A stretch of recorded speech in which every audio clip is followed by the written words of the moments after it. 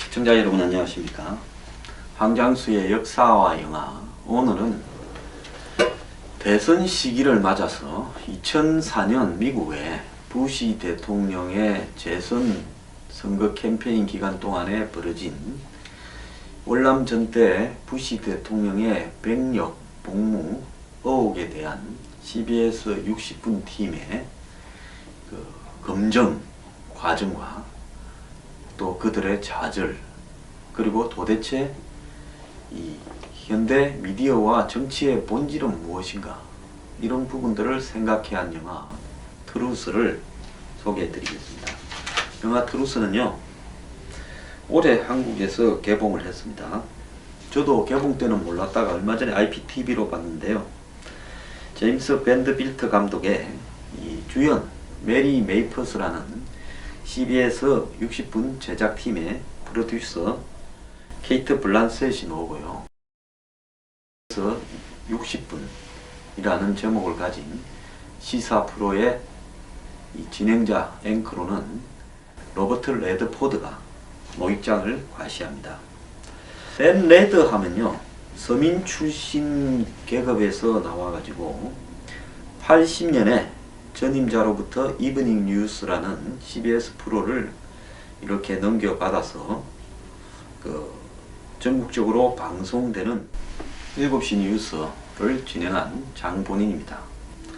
근데 이 프로는 그의 전임자는 월터 크론카이트라 해가지고요, 오늘날 미국의 뉴스 앵커의 거의 전설로 남아있는 사람이고요, 80년 이 월터 크론카이트 후임으로 댄 레드가 물러받아서 2004년까지 했습니다. 이 기간 동안에 미국에는 뉴스가 돈이 되는 거다라는 것을 입증한 장본인이죠. 미국에는 사실상 전국 신문이 없습니다. 뉴욕 타임스도 뉴욕 신문이고, 워싱턴 포스트 워싱턴 신문이고, LA 타임스도 LA 신문이고, 보스턴 글로브도 보스턴 신문입니다. USA 투데이가 전국 신문을 표방하고 있지만은 사실상 이 전국을 커버하기는 어렵고요. 사실상 이 CBS 프로의 7시 뉴스가, 거의 저녁 7시 뉴스가 한국의 조선, 중앙, 동아 같은 그런 전국적인 신문의 역할까지도 했습니다. 노동자 계급의 아들로 태어나가지고 지역 방송국에서 일하다가 태풍을 중계하면서 히트를 쳐서 그의 특유의 이 탐사 보도에 대한 기질과 또 끈질긴 이런 추진력으로 월터 크론카이트의 후임으로 80년에 60분 프로의 진행자가 되었습니다. 그런데 이런 댄 레드는 오늘 소개하는 이 사건 때문에 2005년에 이렇게 프로를 그만두게 되었습니다. 이 프로를. 이 트루스 영화에 무엇이 있기 때문에 한국 대선과 관련해서 중요하다는 것인가?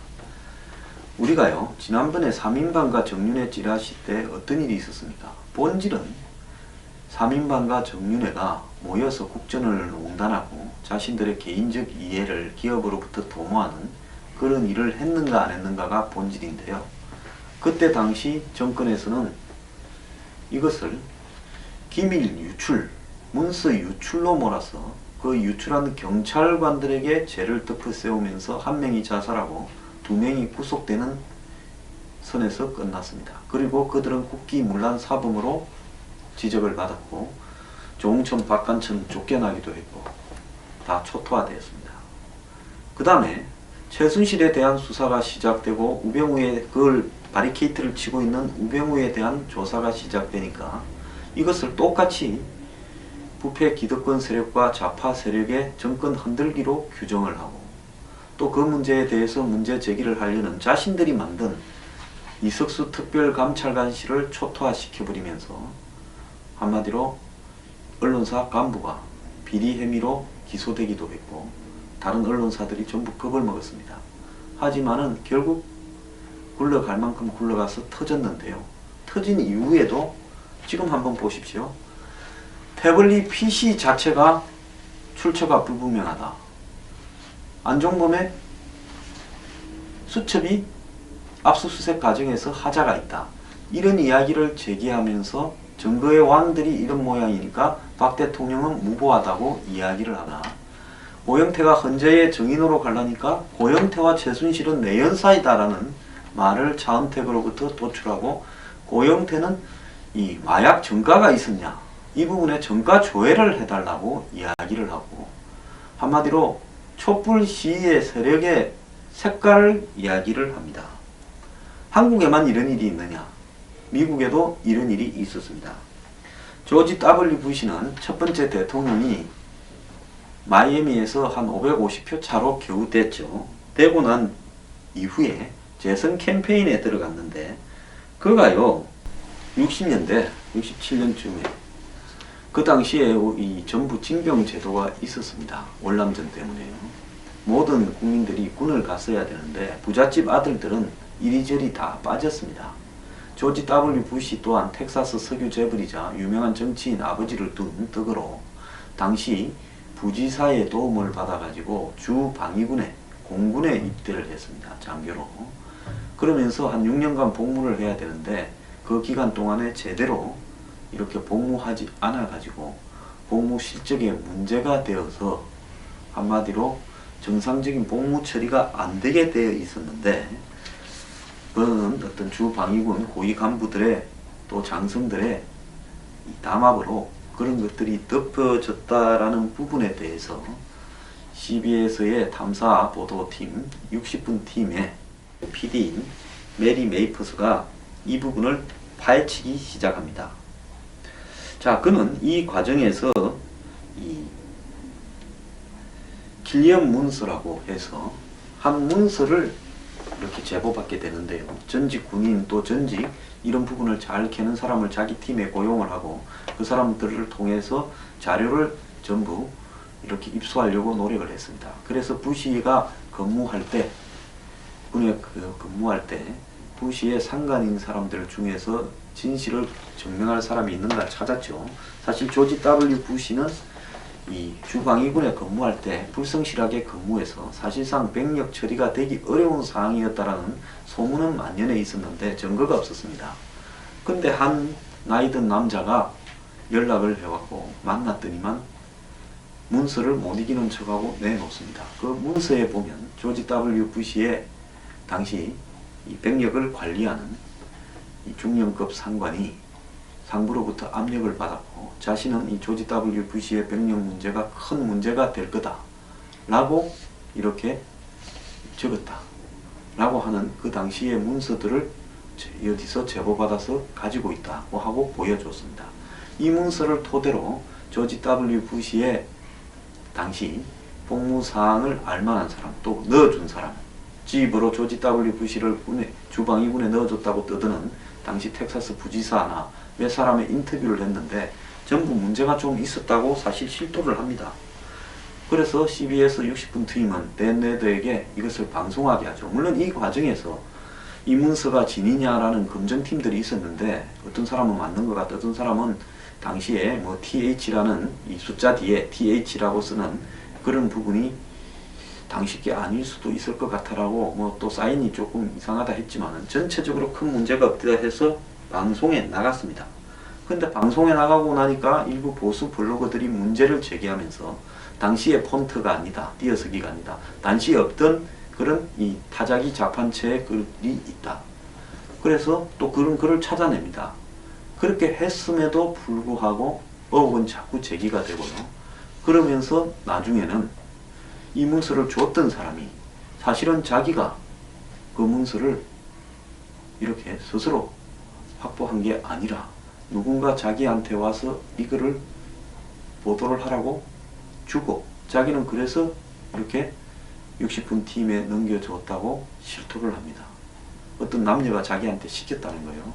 그때부터 이제 사안은 완전히 뒤집어지기 시작하면서 사실상 모두가 부시, 조지 W. 부시가 군복무를 제대로 하지 않았다라는 것을 인정함에도 불구하고 60분 팀이 마치 당시에 경정 후보인 존 케리를 당선시키기 위해서 악의적으로 부시를 파헤치면서 허위 문서, 즉 이제 완전히 허위 문서임이 드러났죠. 그 문서의 출처를 입증할 방법이 없었습니다.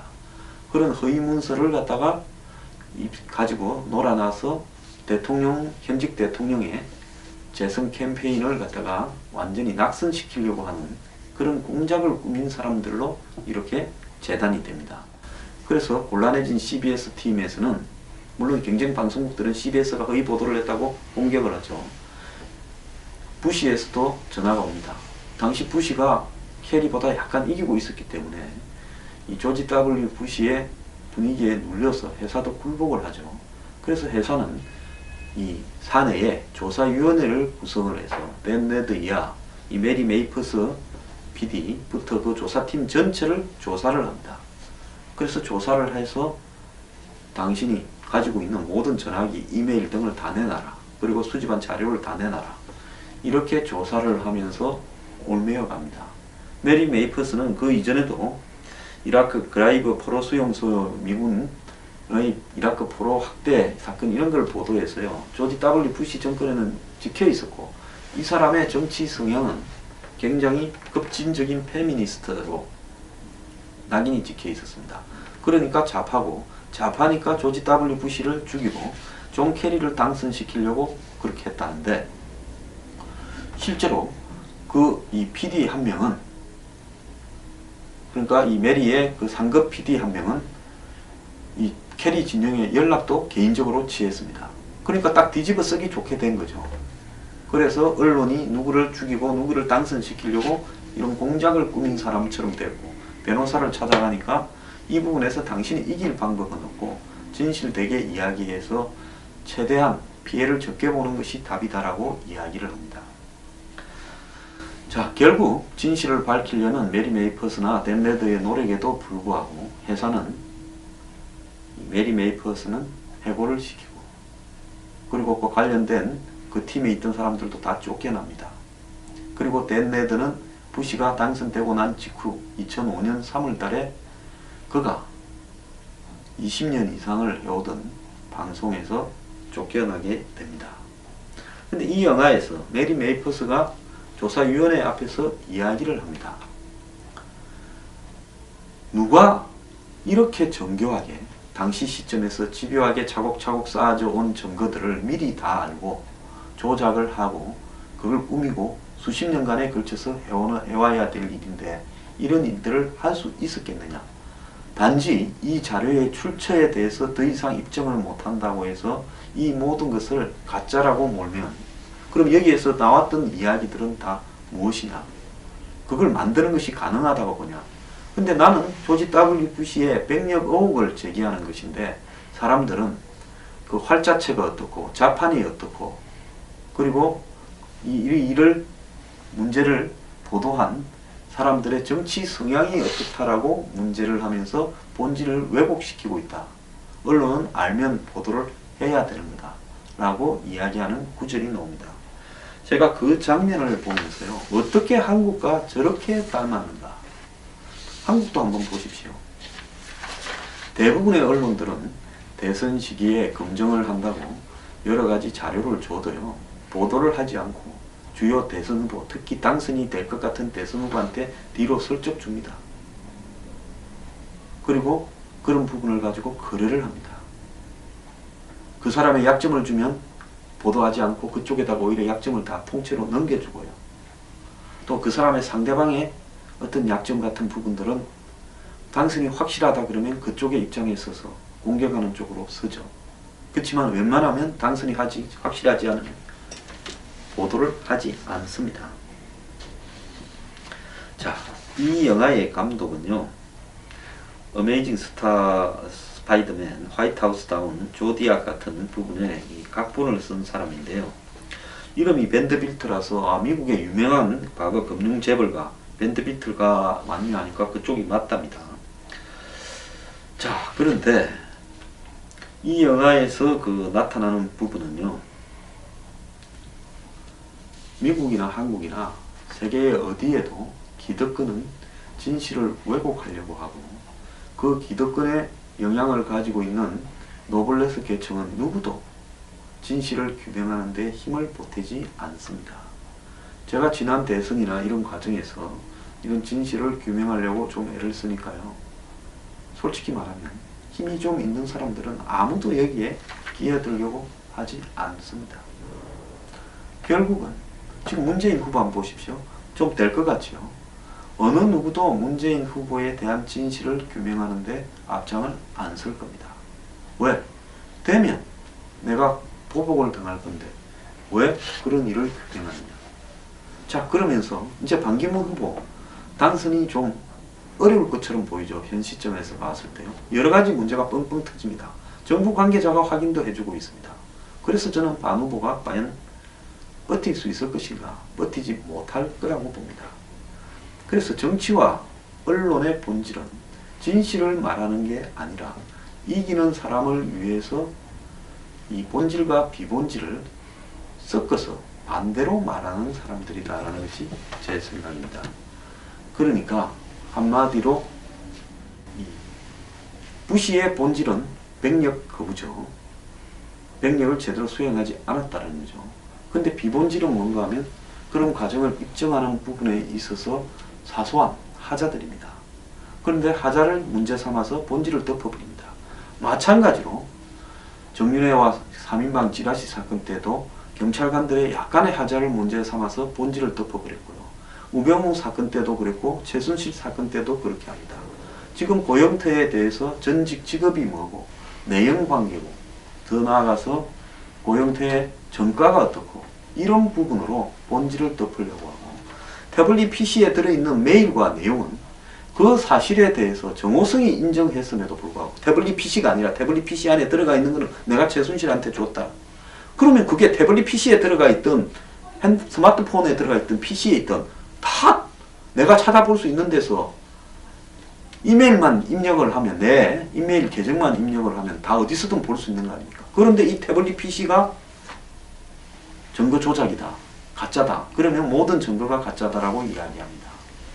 안종범의 수첩에 적힌 내용은 사실인데 안종범 수첩이 검찰이 정식 압수수색이 아니라 안종범 보좌관 보고 가져오라 했다고? 그것이 가짜다라고 이야기하려고 합니다.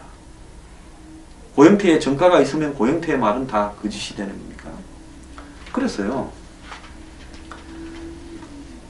이 한국의 언론은 제가 지난번에 안철수 의원의 BW라고 주식 신주 인수부 회사채 문제를 신주 인수 조건부 회사채 문제를 제기하는 과정에서요. 어느 언론도 그 문제에 대해서 진실을 갖다가 파헤치려고 노력하지 않고요. 어찌 될지 모르는 대선에서 모든 것을 덮거나 오히려 그쪽을 위해서 정보를 탐지하려고 하는 모습을 보고 환멸을 좀 느꼈습니다. 자, 이번 대선 과정에서 국민들은 과연 대선 후보들의 진실, 즉 반기문 유엔 사무총장이 과연 자기 관리를, 주변 관리를 제대로 한 사람인가? 그리고 금전적인 문제에서 깨끗한가? 문재인 후보가 이 노무현 정권은 삼성공화국이었다고 하는데 과연 그런 어떤 한국의 거대 기업으로부터 정치적으로, 경제적으로 독립되어 있는 자기 목소리를 낼 수 있는 사람인가? 그리고 그의 안보관은 과연 현 시기에서 이 한미동맹이나 이런 구조에 맞는가? 이런 부분들을 1, 2 후보의 이런 부분들을 검증하고자 하는 노력을 누구도 제대로 하지 않고 있고요. 이런 부분을 검증하려고 하면 그 사람의 정치적인 성격을 따지고 그 사람의 출신을 따지고 그리고 그 의도를 따지고 그리고 작은 하자를 따집니다. 결국은 언론은 검증을 안 할 거라고 보고 있습니다. 대다수 국민들이 인터넷에서 볼 수 있을 때까지는 언론이 검증을 하지 않을 거고요. 결국은 검증 없이 우리는 사실상 될만 하기 때문에 대선을 통과한 한 후보를 대통령이라고 모시게 될 겁니다. 그러면 또다시 박근혜 대통령이나 노무현 전 대통령에게 겪었던 탄핵 사태, 이명박 전 대통령에게 겪었던 촛불 파동, 이런 부분을 겪게 되면서 이 나라의 정치는 흔들려 갈 겁니다. 찍어놓고 후회하고 찍어놓고 후회하는 일들이 반복이 될 겁니다. 자, 이 영화를 보면서 제가 느낀 것은 어떻게 한국하고 저렇게 똑같냐. 2004년에 미국도 한국하고 똑같았다. 결국 부시의 백력 복무 의혹을 검증하려고 했던 이 메리 메이퍼스와 댄 레더 60분 팀은 저는 쫓겨나는 걸로 마무리됩니다. 이 CBS 방송국을 소유한 항공재벌은 정권의 도움을 받아야 되죠. 여러 가지 부분에서. 그 영화에 그런 이야기가 나옵니다. 그런데 부시 정권에 찍혀서 그들을 위한 법과 제도를 자기 유리한 방향으로 고치지 못하면 사업에 지장을 받으니까 언론사는 그들이 딜을 치기 위한 소유입니다. 한국의 언론사는 별반 다르다고 보십니까? 언론사 하나 소유해서 정치적으로 딜을 치고 나중에 이익을 보장을 받고 거기에 진실을 밝히고자 했던 PD나 앵커는 소모품으로 사라지는 거죠. 정확하게 한국도 그렇다고 봅니다. 이제 한국에는 메리 메이퍼스나 댄 레드 같은 진실을 밝히고자 하는 의욕을 가진 진실한 사람도 별로 없을 겁니다. 그런데 대선은 빨리 치러야 된다 하고 탄핵 빨리 해라 그러고 결국은 제대로 된 검증 없이 1등으로 달리는 사람은 그대로 올인해 갈 가능성이 높다고 봅니다. 용기 있는 소수만이 문제를 제기할 수 있겠지만은 과연 그들의 목소리에 몇 사람이 귀를 기울이겠습니까?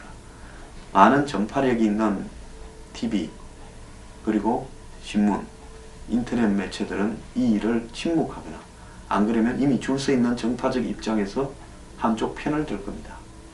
그리고 주요 영향력 있는 매체들, 반대쪽에 서야 될 매체들은 저쪽이 거의 될 건데 우리가 괜히 문제를 제기했다가 손해를 보니 정권 교체돼도 살아남는 방향을 택하자고 또 진실을 덮을 겁니다.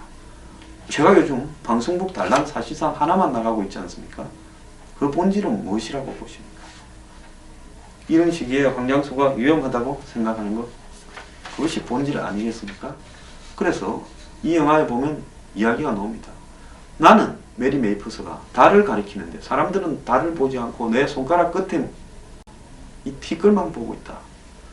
정말 오늘날 정치의 본질이 무엇인가를 여실히 보여줍니다. 조지 W. 부시는요, 실제로 뭐 거의 입증이 됐는데 이 오사마 빈 라딘이 그 집안이 텍사스의 부시 석유 문제에 투자를 해서 부시가 이 테러가 일어나고 난 뒤에 빈 라딘 일족들을 재산을 조기에 차단하지 않고 빠져나가는 부분을 용인해 주었다.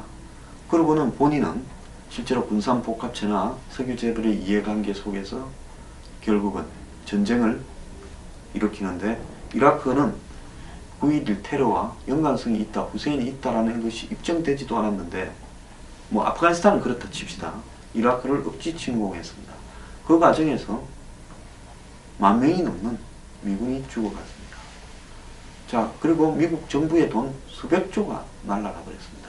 이것은 누가 책임지는 겁니까? 자신은 정작 전쟁에 나가서 싸워야 할 때는 죽을까봐 부잣집 아들이라서 다 빠집니다. 영화 속에 이런 이야기가 나옵니다. 당시 상류층 아들 중에 군대 제대로 간 사람이 누가 있냐? 미국이나 한국이나 전쟁 나면 없는 집 자식들이 파리 목숨입니다. 없는 집의 자식이 한마디로 대학에 좀 가보려고 등록금 마련하려고 안 그러면 직업을 구하려고 군대에 19, 20에 가가지고 이라크 가서 죽어갑니다. 정작 베트남 전쟁 때도 안 갔던 조지 W. 부시는 자신은 병력의 의무를 다하지 않았으면서 전쟁을 일으켜서 없는 집의 자식들이 몇만 명이 죽어가도 눈도 깜짝 안 합니다. 그 사이 돈을 버는 사람들은 따로 있습니다. 자, 그렇기 때문에 이런 검증들이 중요하죠. 지가 월남전에 갔으면 전쟁의 창원방을 알기 때문에 조심하지 않겠습니까? 근데 지는 남들이 전쟁에서 죽어갈 때 지는 전쟁터에 없었습니다. 자, 이런 사람의 진실을 규명하는 것. 한국에도 정윤회와 3인방이 진실이냐 아니냐가 제대로 규명되었더라면, 우병우의 의혹들이 일찍 규명되었더라면, 성마 해패의 비리가 무엇이 진실인지 일찍 규명되었더라면 이 지경까지 왔겠습니까? 결국은요, 오늘날 우리가 겪고 있는 부분은 정치 권력은 진실을 말하는 것이 아니라 자신이 필요한 것을 진실로 만드는 거고, 언론은 진실을 보도하는 게 아니라 힘 있는 사람의 봉사하기 위한 진실을 만들어낸다. 이 대선 시기에요.